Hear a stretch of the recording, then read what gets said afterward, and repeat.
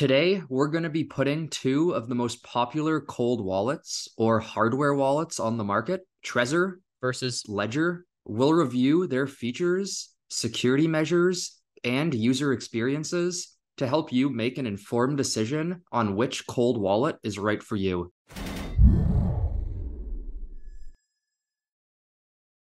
Welcome to CryptoCylix, your newest favorite hub for all things crypto. This channel is for educational purposes only and is not financial advice. And while we hope to provide valuable insights, we recommend you do your own research. We're going to be covering some crucial details about what the features of each wallet says about the core values of each company and what that means for you. So stick around to the end to get the full scoop. But first, let's briefly go over what a cold wallet is and why it's good to have one. A cold wallet or a hardware wallet is a physical device that secures the private keys to your crypto, as opposed to a hot wallet or a software-based wallet, which secures your keys on an internet-connected software. Now, a common misconception about a cold wallet is that the crypto itself is stored directly on there, whereas the crypto on a hot wallet is secured somewhere else. That's not the case. All crypto is stored on the blockchain, and a software is needed in both cases to be able to view your balance and make transactions. The only difference is how your private key, your cryptographic evidence of your wallet ownership, is stored. Hot wallets store your crypto keys on the device you use to access them. Whether it's your phone or computer, devices that are susceptible to hacking. Additionally, some hot wallets are custodial, meaning they don't even provide you with your own private keys. All cold wallets are non-custodial. Store your keys to your crypto on an external device. No third party has custody over your keys. And the internet doesn't need to know what your key is to activate the evidence of ownership needed to view your balance or conduct transactions. So you can see how a cold wallet grants you security from online threats, as well as full control over your funds and how you'd benefit from having one. But from there, which one do you choose? So here's Trezor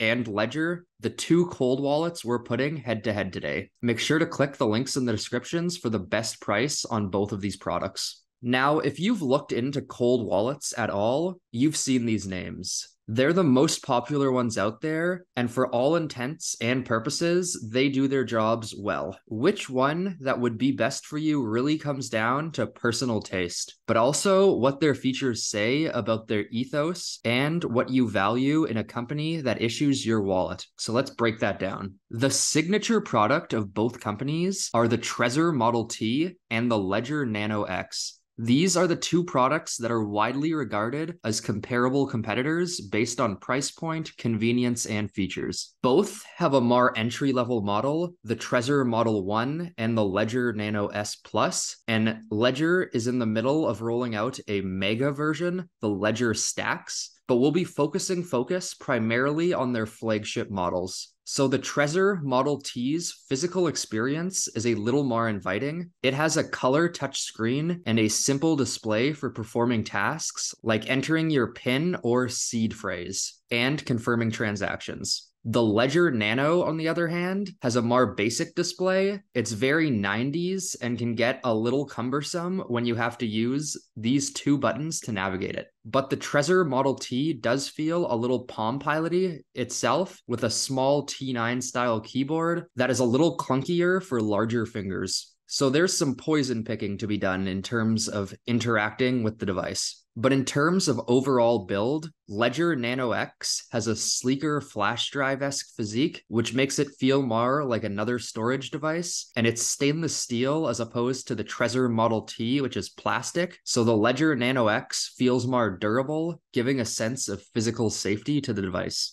Trezor has an open source software and firmware, which means its code can be community audited to identify and resolve potential security issues quicker than with Ledger's closed source model, which is subject to change. More on that later. As far as user experience goes, many find that when using the companion softwares, Ledger Live edges out Trezor Suite. It has a mobile as well as a desktop app. It has market analysis tools, and you don't need additional software for on-chain assets, NFTs, or staking, all of which Trezor Suite does not feature. Ledger also supports Mar coins, like almost 5-to-1. So if you're heavily into altcoins, and again, in on-chain assets, wink, that use boutique chains like Solana, that's another thing to consider. With Trezor, devices you'll have to install and uninstall auxiliary apps continuously if you want to work with different coins. If you're price conscious, there is a difference here, with the Trezor Model T being slightly more expensive than the Ledger Nano X. Make sure to click the links in the descriptions for the best price on both of these products. And it is important to note that if you were peeking over at the cheaper entry models, Trezor Model 1 and Ledger Nano S, Trezor Model 1 does not support XRP, which if you're watching this particular channel, you're probably wanting to have some sort of support for that. Now, we'd be remiss not to mention the recent Ledger controversy, so let's take a minute to go over that. A few months ago, Ledger launched a new optional feature called Ledger Recover that encrypts a version of a user's private key, splits it into 3 fragments, and stores them into 3 different parties on cryptographical secure hardware securities modules for easier, more convenient access for a monthly fee. Upon announcement, the CTO insisted that Ledger had no access to the keys and that there was no backdoor for anyone to access them. But from there, things started to get murky. People couldn't get a clear answer on how the recovery process worked, and concerns began to abound about breaking cardinal cold wallet rules like never type your seed phrase, and cold wallets don't involve third parties. People started bringing up Ledger's past data breach fiasco, and then we had this. If we get subpoena by a government to say, now, this user specifically, we would like you to, retrieve the 3 shards, etc. This did not sit well with people, and the engagement farmers got to work. Ledger's made steps to improve this PR disaster, including publishing a roadmap to open sourcing its full operating system and very explicitly monitoring Ledger Recover in that.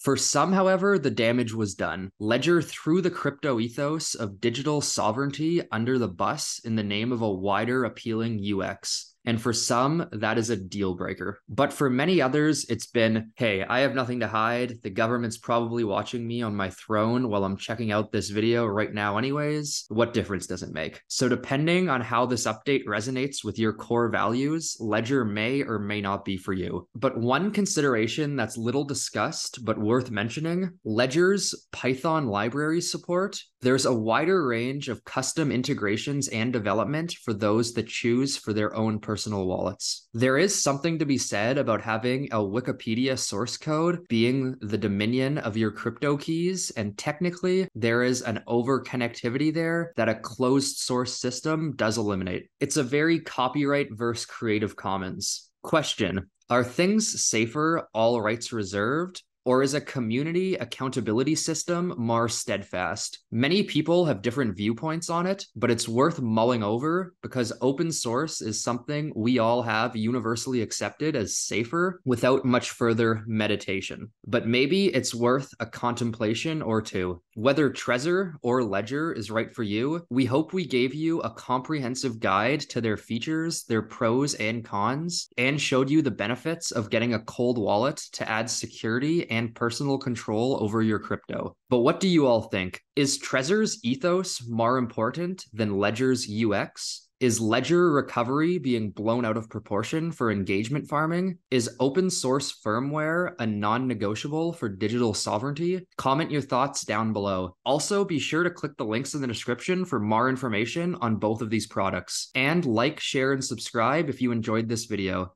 Thanks for watching. Until next time.